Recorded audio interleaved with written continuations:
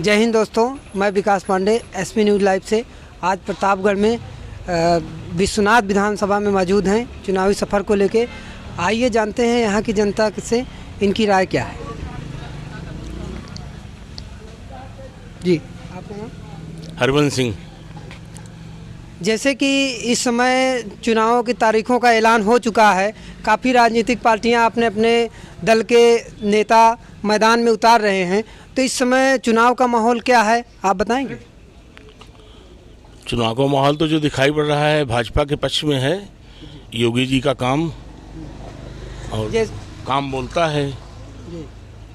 जैसा कि उनकी विपक्षियां पार्टी बोल रही हैं कि इस समय साड़ों का मुद्दा लेके चल रही हैं, या कहीं ना कहीं किसान भी साड़ों का मुद्दा लेके चल रहा है, इस विषय में आप क्या बोलेंगे? साड़ छोड़ता कौन है? साड़ हम ही आप लोग छोड़ते हैं। उसकी व्यवस्था सरकार को उसकी व्यवस्था करनी चाहिए। सरकार व्यवस्था कर रही है, तमाम बड़ा खुलवाई है, कर रही है। और सारी गलती है कि दूध मट्ठा की हम खा रहे हैं, हम ही छोड़ दे रहे हैं। सरकार कितना क्या करेगी भाई? अगर आप सरकार को सहयोग करोगे तभी तो सरकार मतलब काम कर पाएगी। जब आप सहयोग नहीं करेंगे सरकार क्या करेगी? सरकार बीजेपी सरकार का वादा है कि हम हर ग्राम सभा में गौशाला बनवा रखे हैं। क्या आपके यहाँ गौशाला बना हुआ है? नहीं, बना नहीं है, लेकिन प्रस्तावित है हमारे यहाँ। बना नहीं, प्रधान जी ने नहीं बनवाया, क्या फंड वगैरह ना रहा हो, लेकिन प्रस्ताव है यहाँ बनने का। तो आप बीजेपी ही सरकार को वोट करेंगे? बिल्कुल, विकास के नाम पे वोट करेंगे। योगी जी ने काम किया है, मोदी जी ने डबल इंजन की सरकार है। आप जहाँ खड़े हैं देखिए, इसी सड़क पे 10 साल से बनी नहीं, एक 1.5 फीट गड्ढा था। आप देखिए, बिल्कुल चमाचम एकदम सड़क, लोग आ जा रहे हैं। ठीक है, और लोगों से हम बात करते हैं। जी, आपका नाम? राजेश कुमार तिवारी। आप किस पार्टी को वोट करना चाहते हैं? हम तो भाजपा को वोट करना चाहते हैं। आखिर क्यों?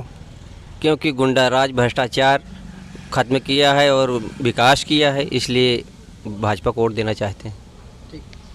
जी, आपका नाम? सुधाकर सिंह, हरकपुर। हाँ जी। तो आपको क्या लगता है कि बीजेपी सरकार बना पाएगी या नहीं? बिल्कुल बना पाएगी, 100% तय है। विरोधी कहीं आसपास भी नहीं दिखाई पड़ेंगे। जैसे अखिलेश का कहना है, अखिलेश कहते हैं कि बाबा जी अपना कमंडल लेके चले जाएंगे, इस विषय में आप क्या कहना चाहते हैं? नहीं, वो मंडल लेके चले गए हैं, कमंडल तो यहाँ बरकरार रहेगा। बाबा जी का संसा गड़ा रहेगा, वो उखड़ने वाला नहीं है। बाबा जी पुनः मुख्यमंत्री बनेंगे और बहुत बड़े बहुमत से बनेंगे। कुछ पार्टियों के नेता इधर उधर हो गए हैं, जैसे बीजेपी के नेता केशव प्रसाद मौर्य, इस समय प्रसाद मौर्य जो कि बीजेपी में थे, इस समय सपा में चले गए हैं कुछ विधायकों को लेके। उनका कहना है कि बाबा जी अब जाएंगे मंदिर में, इस विषय में आप क्या कहेंगे? बाबा जी तो संसा गाड़ के बैठे ही हैं लखनऊ में। आप लोग जान रहे हैं, स्वामी प्रसाद मौर्य दल बदलू हैं, कितना दल आज तक वो बदल चुके हैं। आप सभी लोग जानते होंगे, बसपा थे, बसपा से भाग के भाजपा में आए, 5 साल मलाई काटे, फिर इसको छोड़ के सपा में पहुंच गए हैं। तो स्वामी प्रसाद तो भ्रष्ट नेता हैं, उनका तो पूरा इतिहास है। अच्छा, तो अब जैसा इस समय ऐलान हुआ था कि योगी जी अयोध्या से लड़ने वाले थे, लेकिन कहीं ना कहीं पार्टी ने उनको चेंज करके गोरखपुर से लड़ा है। क्या लगता है गोरखपुर से वो सीट जिता पाएंगे? अब ये तो पार्टी की बात थी, पार्टी ने उनको गोरखपुर भेजी है। गोरखपुर तो ऐसे प्रचंड बहुमत से जीतेंगे कि आप देखिएगा कहीं के अगल बगल किसी की जमानत नहीं बचेगी। बाबा जी इतने प्रचंड बहुमत से जीतेंगे। और देखिए, यादव तो लगातार कहते हैं कि हमारी सरकार पूर्ण बहुमत से आ रही है, हमारी सरकार पूर्ण बहुमत से आ रही है। कहीं ना कहीं एक चीज़ देखने को मिली है कि उनके परिवार की ही अपर्णा यादव जी वो बीजेपी में चली गई हैं। देखिए, अखिलेश यादव हमेशा जात पात की राजनीति किए हैं। आप समझे ना, परिवार की राजनीति किए हैं। उन्हीं के परिवार में MP, MLC, हाँ, विधायक, सब परिवार के लोग मतलब उसमें हैं, राज्यसभा में भेज दिए, ये सब कर दिए। अब अपर्णा यादव का आप देख रहे हैं, उनके परिवार की बहू हैं, हाँ, मुलायम सिंह जी की बहू हैं, और इनको छोड़ के चली गई। परिवार के लोग इनको छोड़ के जा रहे हैं, तब आप समझिए कि इनकी लोकप्रियता कितनी है।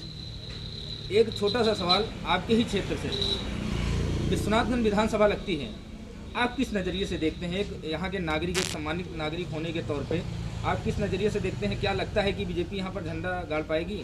बिल्कुल झंडा गाड़ देगी, इसलिए कि पिछला जो कार्यकाल रहा वो संतोषजनक कार्यकाल नहीं रहा।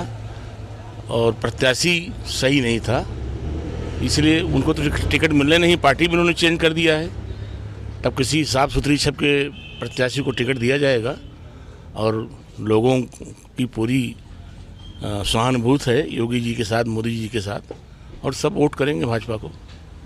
आप समाज के काफ़ी अनुभवी व्यक्ति लगते हैं और आपकी उम्र भी काफ़ी हो चुकी है, तो हम एक चीज़ और जानना चाहेंगे कि आप क्षेत्र में भ्रमण करते ही होंगे, ऐसी क्या समस्या है, ऐसी क्या चीज़ है जो अभी तक उस समस्या से निजात नहीं मिला है लोगों को, और उस समस्या से तत्काल निजात पाना लोगों के लिए बना हुआ है?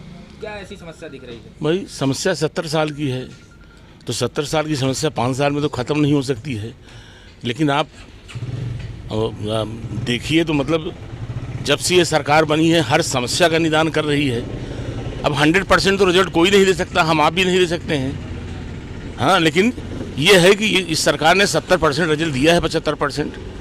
अब जो कुछ कसर बाकी है, आपकी सरकार आ जाएगी तो जितने गुंडे हैं चले जाएंगे, चले अभी ही गए हैं। भय मुक्त समाज बनेगा, विकास होगा, नए नए हाईवे बनेंगे, मेडिकल कॉलेजेस बन रहे हैं, हवाई अड्डे बन रहे हैं, तो प्रदेश का विकास तो हो रहा है। इसमें मजदूरों को रोजगार मिलेगा, फ्री राशन मिल रहा है गरीबों को जब से ये कोरोना काल चला है। इसमें आप देखिए कितना सरकार मतलब दे रही, पेंशन दे रही है, 500 था 1000 रुपये दे रही है। किसानों को प्रधानमंत्री जो है वो पैसा मिल रहा है। अब और क्या करेगी सरकार, कितना देगी आप सोचिए। कहीं ना कहीं एक सवाल और सुनाई पड़ रहा है, या कहीं नहीं कहीं से एक खबर आ रही है कि समाजवादी पार्टी मुख्तार अंसारी को टिकट दे सकती है। मुख्तार अंसारी को तो हर व्यक्ति जानता है, दबंग माफिया, और यहाँ से जेल में भी बंद है। यहाँ से नहीं, यहाँ से नहीं, वो जिस क्षेत्र से उस क्षेत्र से टिकट। वो तो क्या लगता है कि समाजवादी पार्टी, भाई वो तो अपराधियों की पार्टी है, आपसे बता रहा हूँ। आप देखिए जितना भी उन्होंने टिकट दिया है उसमें आप देखिए तो 50% ऊपर तो उन्होंने अपराधियों को टिकट दिया है।